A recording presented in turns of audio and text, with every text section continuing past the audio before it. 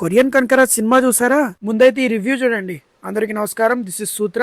Korean Kanakaraju movie నాకైతే పర్లేదు అనిపించింది. అంత గుర్తుండిపోయే మూవీ కాకపోయినా బాగానే ఎంటర్టైన్ చేసింది. ఈ మూవీ కాన్సెప్ట్ వైజ్ గా బాగుంటుంది కానీ మెయిన్ స్టోరీలో రైటింగ్ ఎఫర్ట్ పెట్టలేదని ఈజీగా అర్థమైపోతుంటది. బట్ చాలా రోజులు అయింది ఒక మంచి హారర్ కామెడీ మూవీ చూసి. హారర్ కామెడీ జానర్ లో ఫుల్ సాటిస్ఫై చేసింది అని నేను అనలేను, కానీ పర్లేదు, బాగానే ఎంటర్టైన్ చేసింది.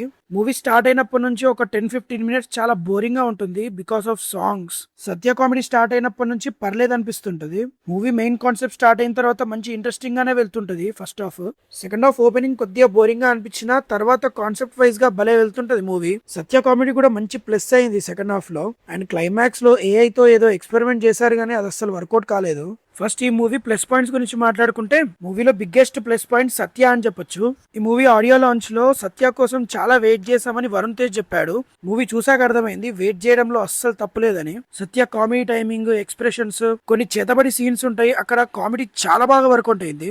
మూవీలో కామెడీ అంతా మీమ్ టెంప్లెట్స్ నుంచి తీసుకున్నట్టుగానే ఉంటుంది, కానీ సత్య డైలాగ్ చెప్పిన విధానం అండ్ ఎక్స్ప్రెషన్స్ చాలా బాగా క్లిక్ అయ్యాయి. అండ్ నెక్స్ట్ వరుణ్ తేజ్ కూడా బాగానే పర్ఫామ్ చేశాడు. మూవీలో కొన్ని fight sequences and Varun Tej gangster look బాగానే వర్కౌట్ అయింది. అండ్ హీరోయిన్ రితికా నాయక్ మూవీలో ఓకే అనిపించింది. మూవీ కాన్సెప్ట్ ని ఎస్టాబ్లిష్ చేయడానికి తన క్యారెక్టర్ ని యూజ్ చేసినా కానీ హోల్ మూవీలో తన ఇంపాక్ట్ అంతగా లేదనిపించింది నాకైతే. అండ్ నెక్స్ట్ మూవీలోని మ్యూజిక్ గురించి మాట్లాడుకుంటే తమనిచ్చిన బీజిఎం ఓకేగా ఉన్న సాంగ్స్ అయితే చాలా వర్స్ట్ గా ఉన్నాయి. మూవీలో ఒక్క సాంగ్ కూడా వినేలా లేవు, బట్ బ్యాక్గ్రౌండ్ మ్యూజిక్ అయితే పర్లేదు అనిపించింది.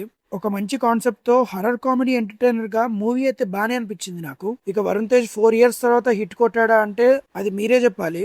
కొరియన్ కనకరాజు మూవీ ఎలా ఉందో మీరు కూడా ఒక షార్ట్ రివ్యూ రాసేయండి కామెంట్ సెక్షన్ లో. అండ్ ఈ వీడియోని లైక్ చేసి మన ఛానల్ ని సబ్స్క్రైబ్ చేసుకోవడం మర్చిపోకండి. బాయ్.